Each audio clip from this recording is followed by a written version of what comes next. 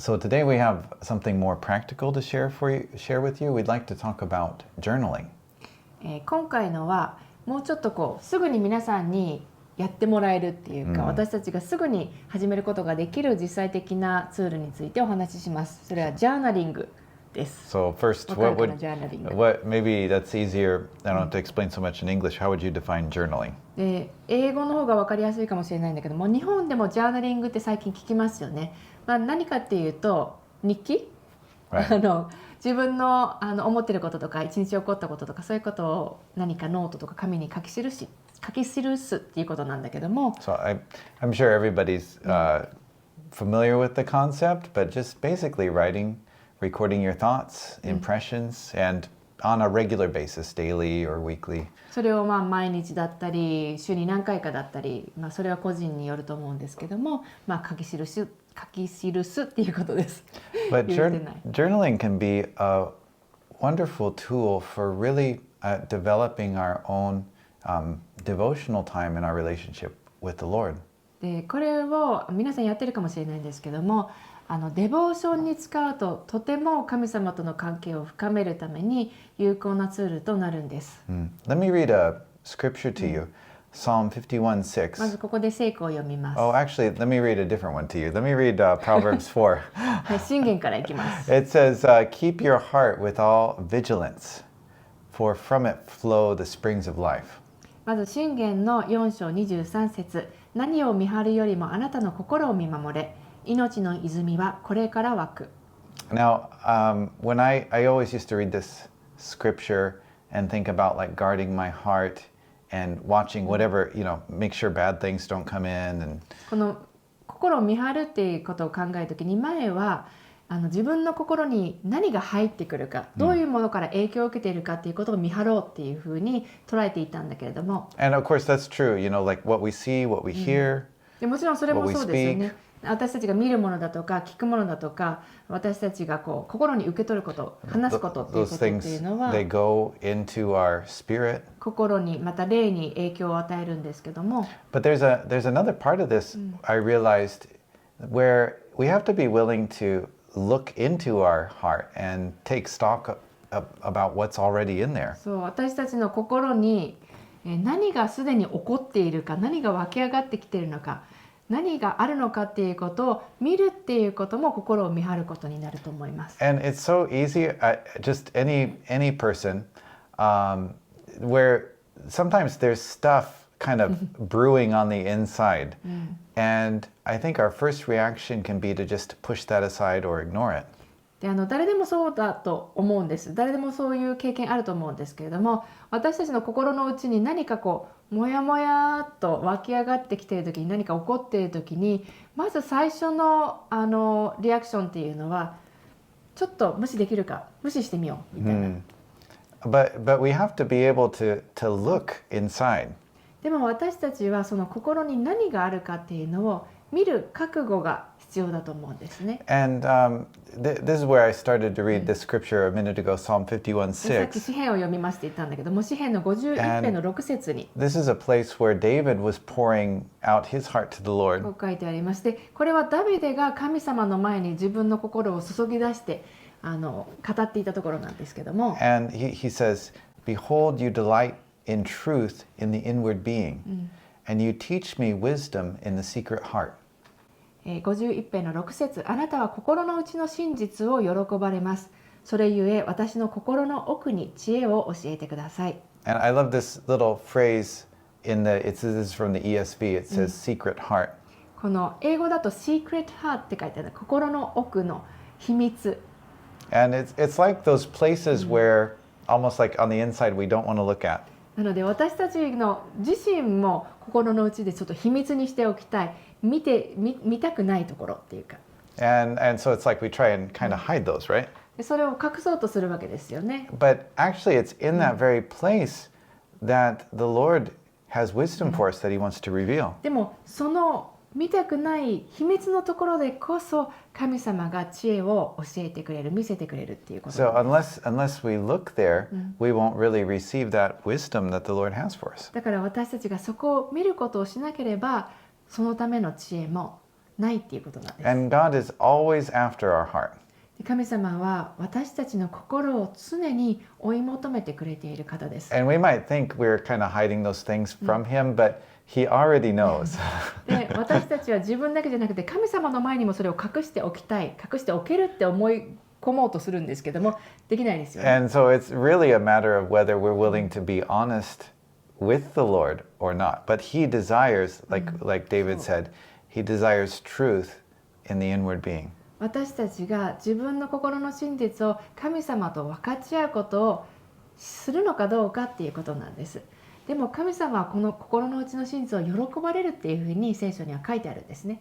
Now, isn't it interesting that we have this scripture because David did just what we're talking about. He wrote down his thoughts and his prayers to the Lord. そして、今日はジャーナリングっていう話をしてるんですけれども、ダビデが、ジャーナリングって言ったかどうか分かんないけれども、その自分の心を語ること、表現すること、書き記すことをしなければ、私たちは詩篇を読むことできないわけですよね。And there's something about writing down our thoughts. Like a lot of times we're kind of churning stuff on the inside, we're aware, but when we get it out, it allows us to kind of like consolidate and not kind of carry those things internally anymore. で、自分の心の内で思っていること、考えていることっていうのを実際に書き出すことで、言葉にすることで、それがまとまる、何があるのか分かるっていうことが起こるんです。You want to share about your experience with journaling, and then we can give some practical points. ここで私のジャーナリングって、最初はそうは読んでなかったんですけども、の体験をお伝えすると、皆さん私はね、小学生の時に交換日記っていうのを友達とやっていて、それが大好きだったんですね。そういう経験がある人もいるかもしれないけども。I don't know if you've had this or not, but when I was in elementary school, we had these things called exchange diaries, right?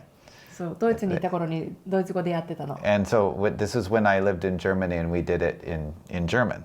で、それで、その相手と離れてしまって、それをやらなくなってからも、私自分だけで相手なしにその一日に起こったこととか思ってることとかを正直に書くってことをしてたんです。And so with the exchange journals, we'd do with a friend, we'd write, and then they would respond in our journal or diary. But even after that, then I just continued to journal and write out my own honest thoughts and feelings. だからイエス様に出会った時にもノートがあって、そこに自分の思いを正直に書くっていうのは自然にやっていたことで、それが神様宛てになったのもすごく自然な流れだった。And so it was very natural for me then, after I met Jesus, that I began to write out my thoughts and feelings and prayers to the Lord.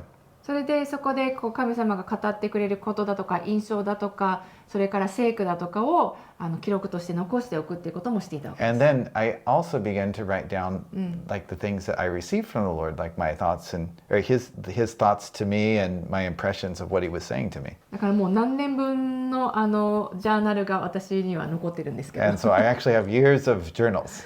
そう。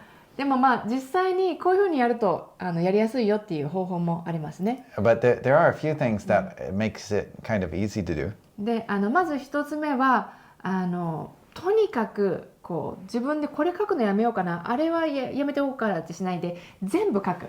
So first thing is that when you go to write, don't like censor yourself too much. Just write out don't overthink it. Just write out everything.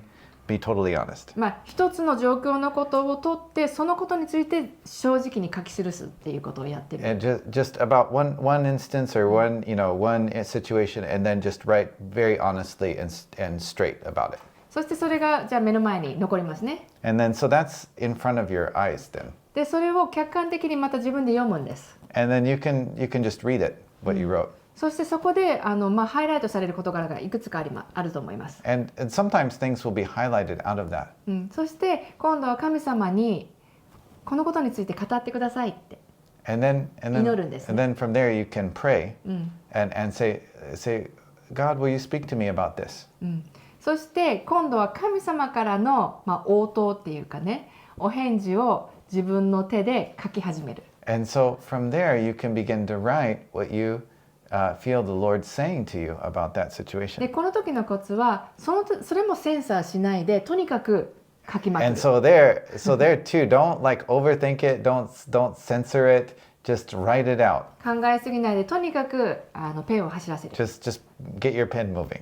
でここでじゃあ神様からじゃなくて自分が書いてるだけかもしれないじゃないって心配すると思うんですけれど And も、 you'll probably worry, like, oh, maybe this is just me writing, maybe it's not really God saying anything to me. でもやっていくうちに本当に神様がそれを通して語ってくれるっていうことがわかるはずです。 But I believe that you'll experience that really the Lord speaking to you as you just begin to kind of write out in faith, in a way. Yeah. 私の体験です。 Yeah, so that's my experience.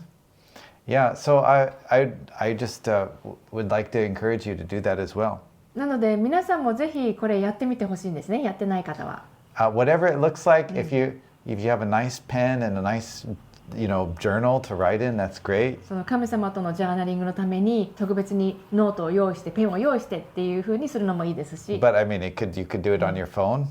それかスマホのノートのところにね書いてもいいと思いますし、 And タイプしても you don't need to give yourself pressure that it has to be every day. 別に毎日やらなきゃっていう風にプレッシャーかけなくてもいいと思いますし、 But especially in those situations where something is kind of churning or on your mind or on the inside. 何か特にモヤモヤしてるんだけどなんかいろいろあるんだけどっていう時にこそ書いてみる。 Yeah, or maybe like a conflict with a friend or a spouse. それか夫や妻と何か意見が合わないところがあったとか友達と喧嘩をしたとか、そういう時にこそ That's a great time to write out and your prayer to the Lord. その時に神様の祈りとして神様への投げかけとしてとにかく書いてみる。 And let him speak to you. そして神様に語ってもらってください。